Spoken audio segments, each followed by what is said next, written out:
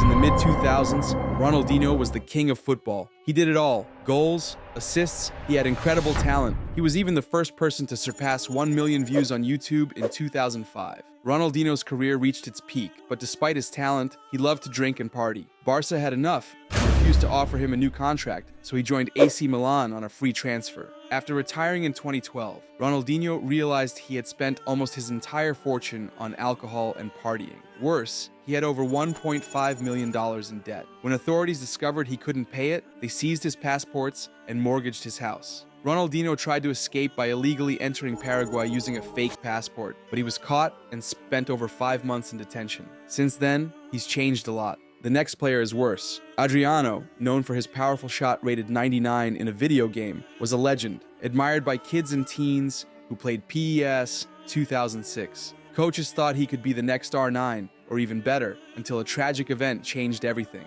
His father died, and Adriano never recovered. His father meant everything to him, and after his death, Adriano spiraled. The club tried to cover up his issues by claiming he was injured, but the truth was worse. He gained a lot of weight and spent his nights drinking to drown his sorrow, which he revealed in a 2018 interview with Sport Bible. "No one can know how much I suffered. My father's death left a big void, and after that, things got worse because I isolated myself. I was alone in Italy, sad and depressed, and that's when I started drinking. It was the only time I felt happy. I drank every night, anything I could find. Wine, whiskey, vodka, beer, and I eventually had to leave Inter. He would attend training sessions drunk, and the medical staff helped him sleep it off. After leaving Inter, he moved from club to club, never regaining his former glory. He spent his nights partying in Brazil, getting involved with drugs and weapons. Adriano admitted later that he realized too late where the problem lay. Returning to Brazil, he lost fame and money, but found happiness and peace. A sad end for a truly exceptional player.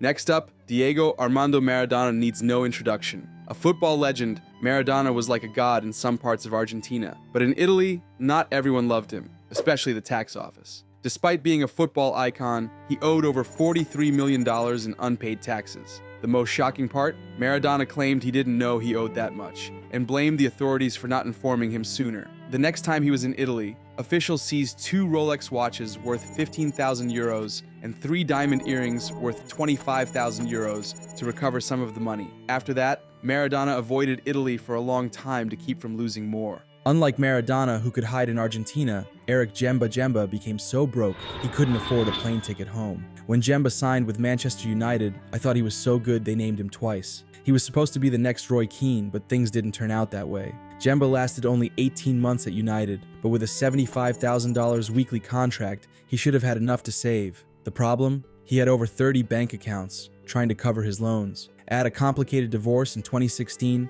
and Djemba was declared bankrupt. For someone expected to be the next Roy Keane, he certainly didn't live up to the hype. Ronaldo Nazario, R9, was a living legend in his youth. He won the Ballon d'Or before he even turned 20, becoming one of the most feared players in the world. He played for clubs like Barcelona and Inter Milan, but it was at Real Madrid where Ronaldo's downfall began. He earned so much money that he put football aside to party and live life, but Madrid wasn't willing to pay him to party, so they let him go. Things got worse at AC Milan. Ronaldo's lifestyle was so bad that he only lasted a few months at the club, and soon his body couldn't handle it. By the time he returned to Brazil, his world-class form was gone. Asamoah Gyan was once the top of his career, the best Ghanaian player and the country's top scorer. Despite missing a historic penalty in the World Cup quarterfinals, his excellent form in the 2010 World Cup earned him a lucrative contract with Sunderland in the English Premier League. This was the biggest step of his career. Playing in the Premier League gave Ghanaians a broader audience, and his move to Shanghai SIPG in the Chinese Super League